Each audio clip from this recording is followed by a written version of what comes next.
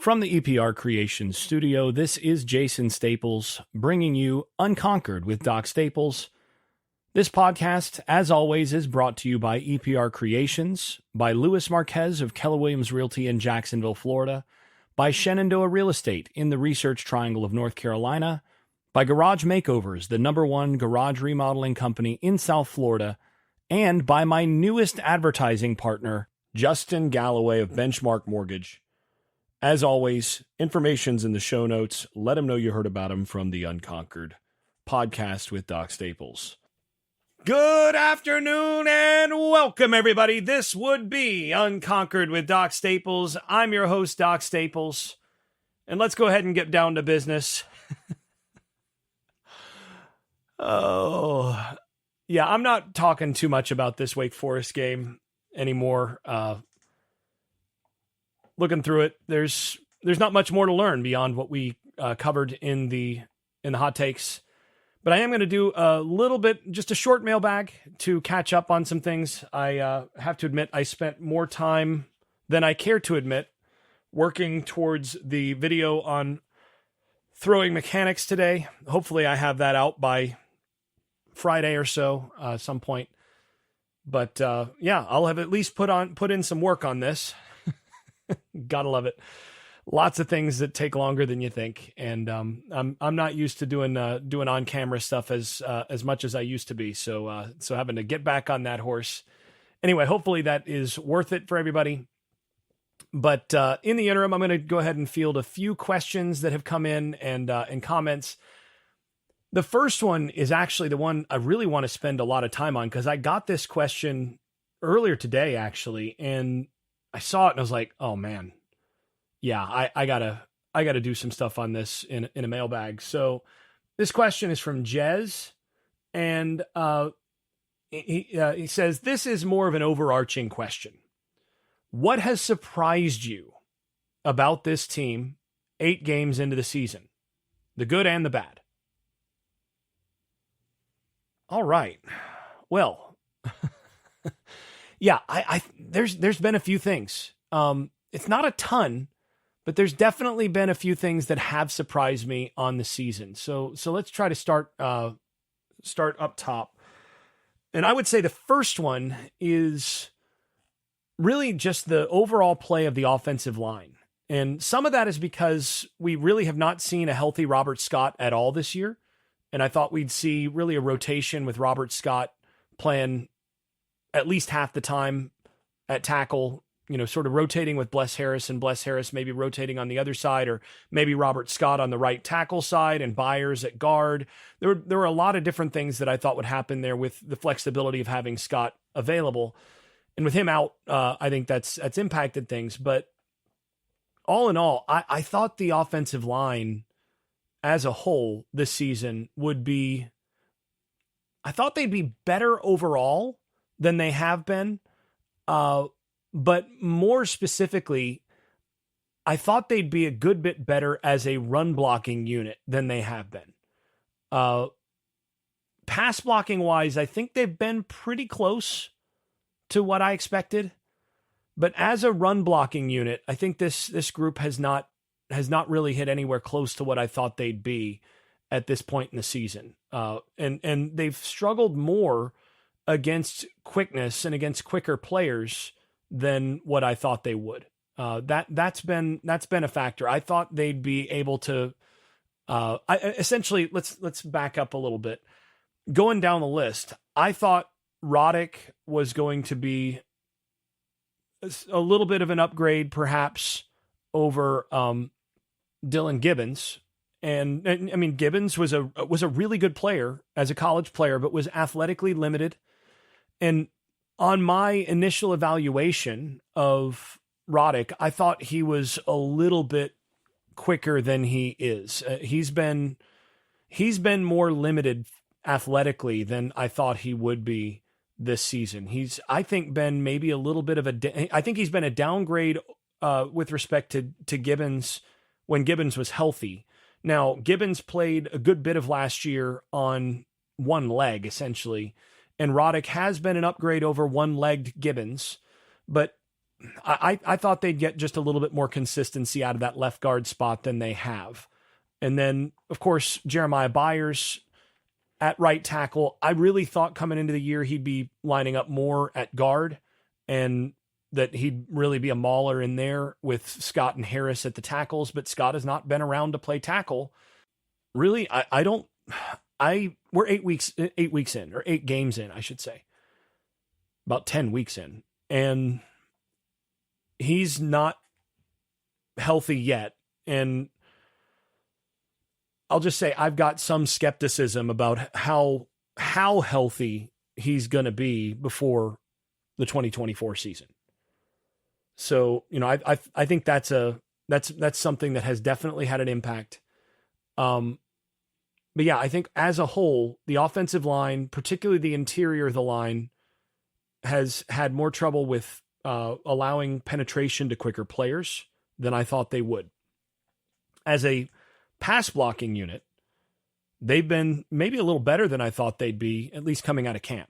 But part of that is that I think the defensive line for Florida State gave them trouble in camp because it's a good pass rushing defensive line.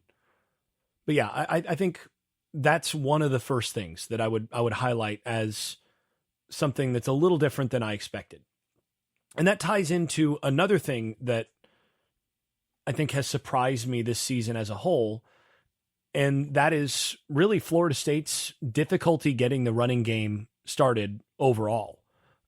You look at the season so far, and 257 carries for 1342 through 8 games, averaging 5.22 yards per carry. That's including sack yardage.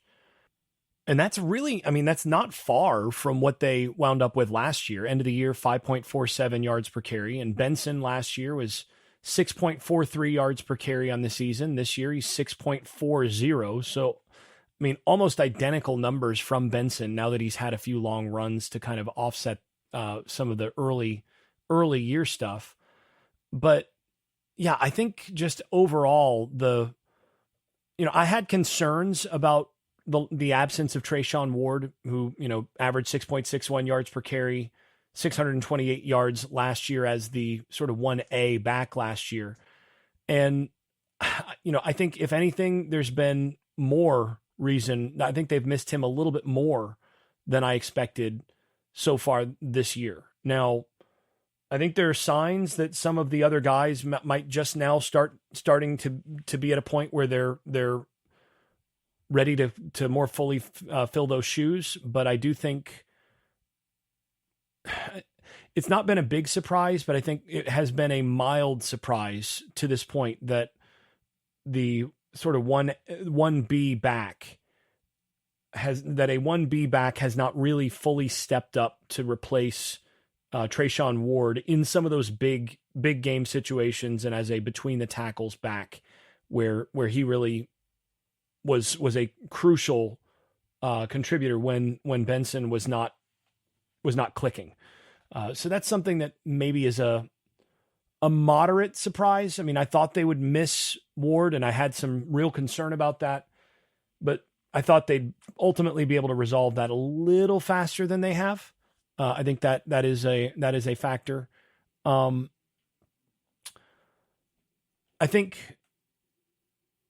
another minor surprise is, I might have been the first person going back to when they first signed these guys and looking at the roster who said, well, I think this team is going to be a very 12 personnel heavy team. They're going to run a ton of two tights. And, when people talked about replacing Micah Pittman and what are they going to do in the slot and all that, I explicitly said, look, I think the guy they're replacing Pittman with is Jaheim Bell. I think he basically is going to be the slot receiver, and they're just going to base in 12 personnel. And look, I was right about that, but I was right by a lot more than I expected to be. So I'm not sure how right I was. I think they've based in 12 personnel more than I expected. You look at the 5 leading receivers that they have on this team are Coleman, Wilson, Bell, Benson, Morlock, and Toafili. So other interesting thing is those are the only guys who've got double-digit catches on the season. And I thought they would spread the ball around a little bit more than they have to date. Coleman, 38 receptions, Wilson, 25 in 6 games. Jaheim Bell, 26.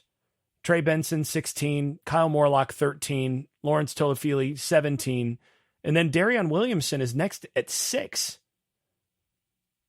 That's, and Marquiston Douglas at 6. Hakeem Williams at 4. Destin Hill at 5. Winston Wright before he left the team with 4. So, there's been just a little bit less of a share the ball, spread the ball kind of approach from the offense than I expected. They've sort of stuck with Coleman, Wilson, Bell, and Morlock on the field more than I expected as, the core 4 when things are, before garbage time. And that's been a little bit of a surprise. I thought we'd see a little bit more rotation there. And frankly, I thought we'd see more overall efficiency in the passing game beyond sort of the big play aspect of things. And, that goes both to there's been more drops than I expected. So looking this up now, there've been, by one source, there've been 15 drops so far this season. And I think they're undercounting that. I mean, that's only 2 for Johnny Wilson, and I would have counted at least 5 for him based on how I chart drops. So I think that overall is a conservative number, but I think I expected just a little bit more overall efficiency in terms of throwing and catching the football this season. Travis's numbers are absolutely incredible. And especially the thing that I think he deserves the most credit for is the guy does not turn the ball over. He really takes care of the football. And that's one of the reasons that Florida State has so much success is Jordan Travis is a guy who really takes care of the football and manages the football game really well. And, I know a lot of people think that game manager is a bit of an insult for a quarterback, but I mean, I'm praising Jordan Travis when I say that he's become an outstanding game manager in terms of protecting the football, making sure that his offense is in the right situations, all of those things. And, that kind of goes to where he is right now. He's put up unbelievable numbers this season. That said, I think he's been less accurate in terms of locating the football and in terms of general efficiency on just kind of the pitch and catch stuff than I expected. And I can tell you right now, he's not happy with some of the throws that he's missed this year. I mean, he's a competitor. And if you look at some of the throws he's missed, I know for a fact, there's no way that guy is satisfied with how he's thrown the football so far this year. He's made a bunch of big time throws. And then, just in terms of overall accuracy, in terms of hitting spots, let's just put it that way. In terms of overall precision, he's been okay. He's been pretty good. I mean, his adjusted completion percentage is 72.8. That's good, but it's not quite where I think he could be and where I thought he might be coming into the season. And just for perspective, that figure of 72.8 adjusted completion percentage puts Travis right between Jackson Dart and Kyle McCord, in that range, in that ballpark. Just ahead of Joe Milton, behind a good bit behind Cade Klubnik, behind Luke Altmaier from Illinois, Drew Aller from Penn State. So, just maybe I shouldn't have expected, more than that because, I mean, it's almost dead on the same number that he was last year. I mean, he was 72.5% adjusted completion percentage last year. So, I probably should have expected basically what we're seeing, but watching how Travis has just developed and blossomed as a quarterback and really as a thrower over the course of his career and continue to get more accurate, I thought he might take another step forward in that respect this year. And he really hasn't in that area. And again, I mean, the reality is he may have just come closer to hitting, a ceiling there, because he is actually still one of the best in the country in these areas. So, it's almost unfair to talk about. But I do think, again, some of the fundamental stuff with his release and throwing motion right now is the sort of thing that if that did get fixed, he actually would have a much better shot once he gets to the next level, because he's already close as a thrower. And if he just gets that last bit and really gets gets to where he's getting extension down the target line with more consistency, then the big time throws that he does make, when he does get that kind of extension and all of that, will become a little bit more of the routine throw as well. So yeah, I do think that's something else that I would call a little surprising, because and maybe it's unreasonable because he's improved so much every year that I kind of expected that one more step forward. And I think he's basically, in a lot of those respects, a very similar player to what he was last year, which is a really, really good player, by the way. I mean, he's putting up almost Heisman caliber numbers, despite not playing the number of snaps that some of the other Heisman caliber players are playing, because Florida State's been blowing teams out. So yeah, I mean, that's another minor thing. Related to that though, so related to those first two things, or first three things that I've talked about, I think Florida State has been worse overall on first down on offense than I expected them to be this season. They've been in long yardage, in second and long, third and long, a lot more than I thought they'd be this season so far.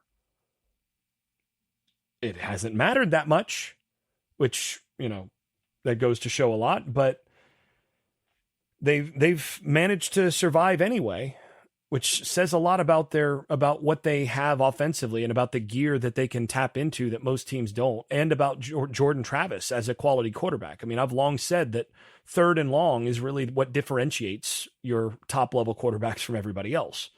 And, when you have one, third and long is not a terrifying prospect, but it's one of those things where when you have Jameis Winston or a Drake May or even a Jordan Travis, 3rd and 9, you feel like, you got even odds of getting the first down, and you're not really just sitting there with gritted teeth and white knuckles going, please don't turn it over. Please don't turn it over.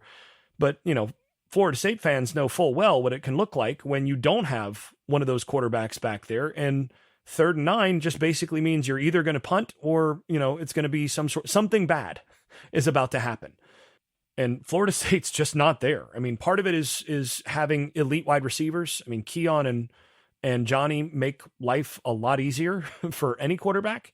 And part of it is Jordan Travis. I mean, when you've got a quarterback that it's very rare to see him turn the football over, then, that's the luxury where you feel like you can do more on third down.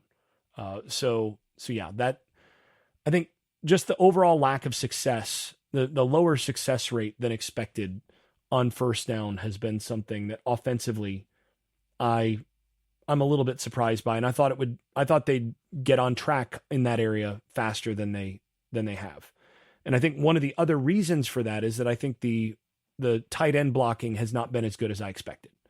So it's another surprise. And so far we're 18 minutes in and I haven't gotten to any of the positives, but that's been a little bit of a surprise. Just in terms of what I expected coming into the year. I thought they'd be better on first down. Thought the tight ends would block better. I thought the overall running game would be stronger.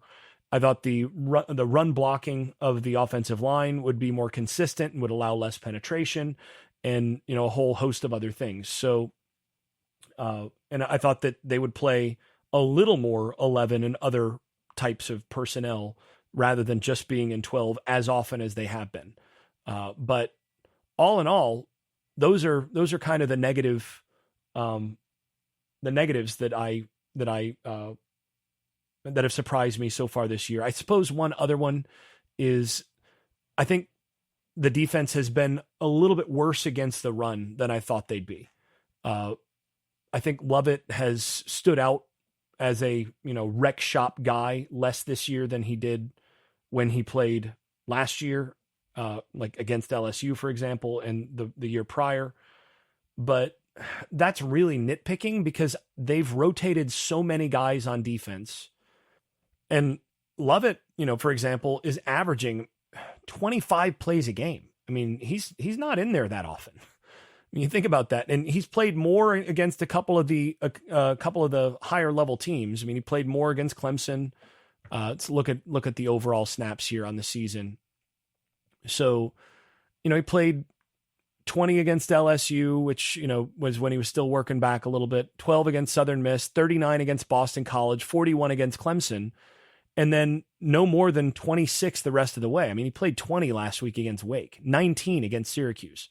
So, some of that right now defensively is just that they've been rotating so many guys, and the approach has been really just to let things just kind of go their course and crockpot teams a little bit, as the offense ultimately is gonna score enough points, and the defense just needs to make sure they don't do anything stupid. That they've had some real success there. So yeah, that's one thing that surprised me though, is the defense I thought would be just a little bit more dominant on the interior overall, and just a little bit better against the run than they have been. But boy, have they been good against the pass.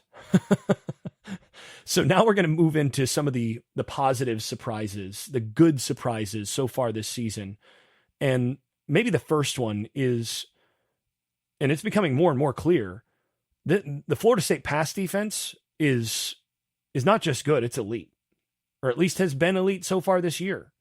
And I don't think I'm afraid I think we should legitimately start to consider that this is an elite pass defense.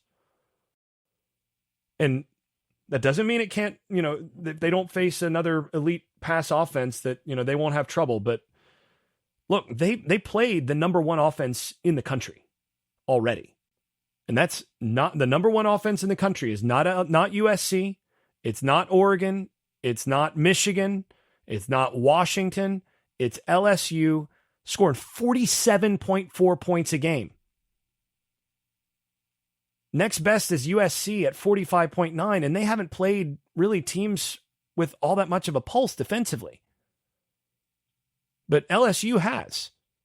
And when Florida State played LSU, and by the way, LSU in terms of pass offense is third highest per game output in terms of yardage, and is the highest passer rating in the country of any team that actually throws the football. Air Force actually has the highest passer rating, but the most efficient passing attack in the country this season has been LSU.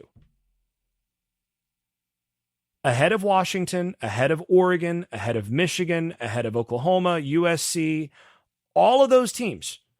LSU, in terms of overall efficiency on the passing side of the offense and overall offense, is number one, and by a good bit.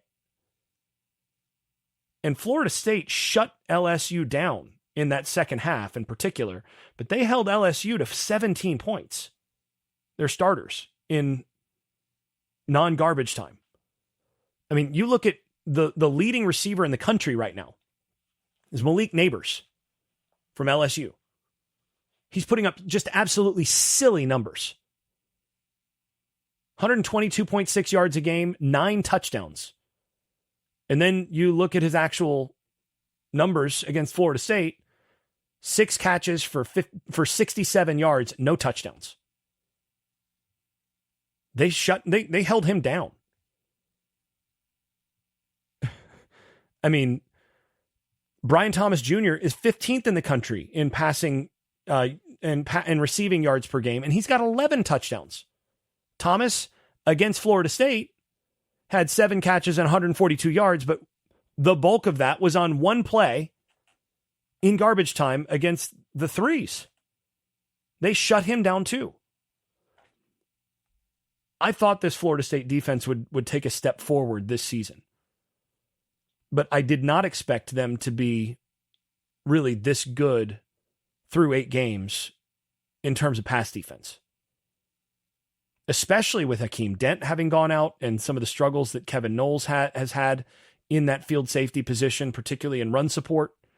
They've not been healthy at some of those key spots all season. And they've still been among the nation's best in pass defense. It's the only team in the country that didn't give up a passing touchdown in the month of October. And it's not just because they've played teams that can't throw the football. Now, that's been a factor. I mean, none of the 4 teams that they played in October really good throwing the football. I mean, Virginia Tech, Syracuse, Duke, and Wake Forest. Syracuse can't throw at all. Virginia Tech, limited. Wake Forest, even more limited. And then Duke, you had Leonard on one leg, and then backup that can't throw or couldn't throw, and no playmakers. So definitely a factor. But when this back end has been healthy, when they've had everybody together, so when Akeem Dent has been ready to roll, they've been really, really good against the pass. Now, Clemson got them a little bit more than I thought they would. And, Clemson, I think, had a good plan there, and Florida State was slow to adjust on some things. But still, really no big plays in that game. You look down the list, and they've been really, really solid on the back end. And at this point, they put up elite numbers.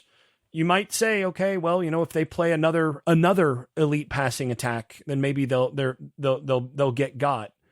But like I said, you can't forget that they already played the nation's best and handled it.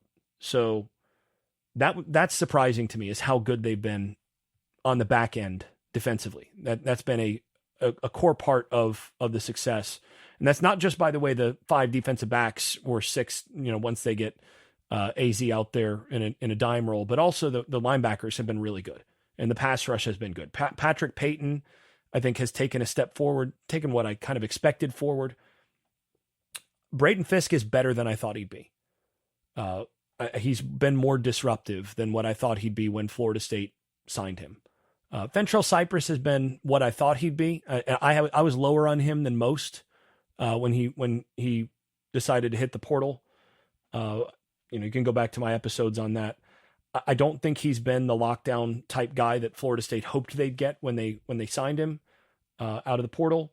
But he's been a solid player, and he's been good. He's been what they needed at minimum as that second corner. The guy who's been really dynamic and has made a lot of money this year is Renardo Green. Renardo Green has played himself into a decent draft pick so far this season. If you go back and you watch that matchup that he had against Malik Neighbors, you'll see that, Neighbors is supposed to be a, top 2 round guy. Well, if he is, then Renardo Green belongs, in similar discussion. But yeah, Fisk has been better at defensive tackle than I thought he'd be. He hasn't played outside as much as I thought he would. That's another surprise. But yeah, that's been another real positive, has been the overall play of Braden Fisk. Let's see, other surprises so far this season. I think Keziah Holmes has been a nice breath of fresh air. Whenever he's touched it, he's looked really encouraging. And maybe the biggest surprise, the biggest positive surprise, aside from the overall play of the back end and the improvement in pass defense, has been the emergence of Joshua Farmer. Farmer has basically looked better than what I thought Fabian Lovett would look like at defensive tackle this year. Because Farmer has brought that power and some of the disruption with more burst. So Farmer has looked like a, first half of the NFL draft type defensive tackle so far this season. And, I didn't think he'd be quite that this year. He's been better than I thought he'd be. And you add Darrell Jackson to this group come playoff, and all of a sudden the whole complexion of this defense changes, because then that guy starts to wreck shop, and then they get better against the run. And I think that's one of the reasons that I thought they'd be better against the run overall, is I thought Darrell Jackson, at least midsummer or so, I was still factoring on him being involved. By the time I did my season previews, that wasn't the case, but yeah, I think that's been a plus. Yeah, so I think that pretty much takes care of that that particular question, but that was a really fun one, and I thought it deserved some special attention. So I'm going to go kind of rapid fire on a couple others. So this one's from James. What did you think of the CFP rankings last night? I did not have the Buckeyes landing at number 1, but I suppose they have a couple nice W's. So first part of my answer there is I really don't care. At this stage of the season, rankings, the playoff rankings, the committee stuff, all that stuff is just about TV product. It's to get debate going. None of it matters at this stage. So it just doesn't matter. And the more we remember that, the better off we are on this. I mean, I think it's perfectly fine to have Ohio State there. I mean, I think their strength of record is probably tops in the country, with them having played both at Notre Dame and, decent win over Wisconsin. It's not a bad Wisconsin team. And then a good win over a pretty good Penn State team. So, those are 3 solid wins that I'd give them credit for. 2 against teams that I'd probably put in the top 20, top 15 area. And quality opponents. I mean, I don't know that they've done a whole lot more than what Florida State has. I mean, Duke basically took Notre Dame down to the wire just as much as Ohio State did, and Florida State blew Duke out. And, despite the fact that you have a lot of people out there that say, well, if Riley Leonard had played, then Florida State wouldn't have scored 21 points in the fourth quarter. I don't know how that works since Riley Leonard doesn't play defense, but hey, whatever. And then, I think the win against LSU is still undervalued by a lot of folks. And, you kind of hear, I saw a couple clips where people were pointing out that the committee basically was saying, Florida State had, maybe the best win or one of the toughest wins, but, it was in the opener and, it's been a while since then. So, whatever, that's always interesting to watch as people go, well, but they seem to have improved a lot since playing Florida State, but so they might beat Florida State now. Well, people said that after last year, and those 2 teams played again, and worse things happened to LSU. So, whatever. The thing that, if you're going to talk about consistency or whatever, the thing that's weird is putting Ohio State at number 1 on the basis of strength of record and, game control combination stuff, basically the metrics, and then putting Florida State at 4, because if you apply those same standards, Florida State's clearly 2. The next best wins in terms of LSU, it's a pretty good Boston College team, turns out, even though they're not getting credit from anybody, including the committee. That's a good Duke team. Clemson at Clemson is not a picnic for anybody, even though Clemson is on their way to a tougher season. Yeah, and Florida State's the only team in the country to have beaten 7 teams with a 500 or better record. So, you start to look at that and you go, okay, well, if Ohio State's 1, Florida State should probably be 2. If you want to apply the eye test, then Ohio State probably shouldn't be 1. And, then it makes sense to have Florida State maybe a little bit lower. But the way that they mixed it was a little nonsensy, but it really doesn't matter, because all that matters at this point is for Florida State to keep winning. If they win out, it won't matter. They'll be in the probably top 2 because other teams will lose. One of Ohio State and Michigan is going to lose. If FSU wins out, they'll just move up that spot at minimum. And if, both of them end up dropping a game, then Florida State will move up 2 spots. If Georgia loses a game, Florida State will move up, another spot. You just don't worry about it. As long as you're in that top 4, it doesn't matter, because you're going to get a chance to prove it on the field. And all that matters in terms of that is continuing to win. So I just don't pay that much attention to it. Next thing, let's see. Rewatching the Wake game, did Norvell and Atkins just decide that this is a pass-first team now, or was it the looks that Wake presented them? They actually answered that in the pressers this week. They basically said that they knew Wake would they'd sell out to stop the run, try to make Florida State one-dimensional, so they just figured they'd go ahead and start taking that one dimension right away and go ahead and take care of what they knew they'd get up front. So, yeah, pretty simple. They knew what Wake would give them. Wake gave them what they thought, and they took it. So pretty straightforward there. And looking through, I think we've found the bottom of the mailbag for now, so we'll go ahead and wrap there. I'll bring you the preview for the Pittsburgh game on Friday. Just a little bit of a spoiler alert. I am going to pick Florida State to win that game. Pitt has struggled this year. Got to see them up close and personal in terms of evaluating what they had on the field when they played North Carolina earlier this year. Florida State should be able to win this game, but they are going to have to be physical and take care of business because that Pitt team will hit you. But we'll go ahead and do a short preview episode release on Friday. Until then, thanks for listening. If you've been enjoying this podcast, please leave a 5-star rating over at Apple Podcasts and wherever else you listen to podcasts. Post and repost episodes on social media and tell a friend. And if you haven't left a review in a while, do it again. It really does help the visibility of the podcast. Before we go, I'd also like to thank my advertising partners once more. That's EPR Creations, Louis Marquez of Keller Williams Realty in Jacksonville, Florida, Shenandoah Real Estate in the Research Triangle of North Carolina, Garage Makeovers, the #1 garage remodeling company in South Florida, and Justin Galloway of Benchmark Mortgage, serving Florida, Alabama, Tennessee, and Kentucky. You can also stop by the Unconquered Shop at unconqueredpodcast.com, where you can buy stickers, pins, magnets, t-shirts, and other swag. And thanks also to all those supporters over at Patreon, where I post video analysis and field questions for the podcast. I am especially grateful to those above the dynasty level. That is Andrew Garrett, Brian Leininger, Neil Cook, Casey Kidd, Chris Chartrand, Dave Blair, Hector Cartagena, Jack Horton, Jimmy Van, Jonathan Kennedy, Keith Cheney, Lee Caswell, Tyler Kashishke, Vince Calandra, and Bert Bertoldi. You all are far more generous than I deserve. I'm really grateful. Thanks to you all. This has been Unconquered with Doc Staples. I'm your host, Jason Staples. Thanks for listening, and thanks for your support. I made this.